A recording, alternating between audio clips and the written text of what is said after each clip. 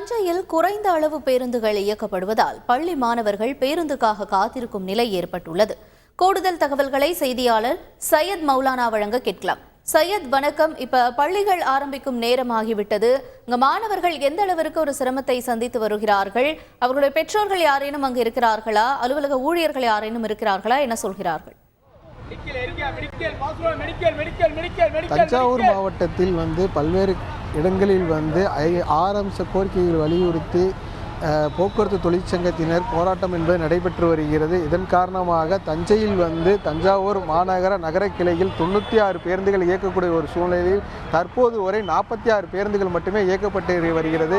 இதன் காரணமாக பல்வேறு பகுதிகளுக்கு செல்லக்கூடிய பொதுமக்களும் சரி, அதே போன்று பணிகளுக்கு செல்லக்கூடிய பணியாளர்கள், அதே போல மாணவ மாணவிகள் கல்லூரிக்கு செல்லக்கூடியவர்களும் தற்போது சிரமத்துக்கு உள்ளாகி வருகிறார்கள். ஏனென்று சொன்னால் தற்போது தஞ்சாவூர் மாவட்டத்தில் பல்வேறு பகுதிகளில் மழை என்பது பெய்து வருகிறது. இதன் காரணமாக அவர்கள் இருசக்கர வாகனத்தில் கூட செல்லாத முடியாத ஒரு சூழ்நிலை ஏற்பட்டது. அதன் காரணமாக தற்போது நம்ம இருக்கக்கூடிய பகுதி தஞ்சாவூர் பழைய பேருந்து நிலையம் பகுதி. இந்த பகுதியில் பேருந்துகள் இல்லாமல் காட்சியளிக்கிறது. அந்த காட்சிகளை ஒளிப்பதிவாளர் காண்பித்து வருகிறார்கள். இந்த பேருந்துகளுக்காக மாணவ மாணவிகள் காத்து கொண்டு இருக்கின்றனர். ஏனென்று சொன்னால் கல்லூரிகளுக்கு அதே போன்று பள்ளிகளுக்கு செல்லக்கூடிய மாணவ மாணவிகள் நேரத்திற்கு சரியாக செல்ல வேண்டும் என்பதற்காக காலை முதலே இங்கே வந்திருக்கிறார்கள். அவர்கள் அந்த பேருந்துக்காக தற்போது காத்து கொண்டிருக்கிறார்கள். பேருந்து என்பது குறைந்த அளவுக்கு தான் இருக்கிறது. அதனால் அந்த பேருந்துகளில் ஏறி செல்வதற்காக முண்டி எடுத்து செல்கிறார்கள். ஏனென்று சொன்னால் இந்த பேருந்தை விட்டுவிட்டால் அடுத்த பேருந்து வருகிறதோ இல்லை என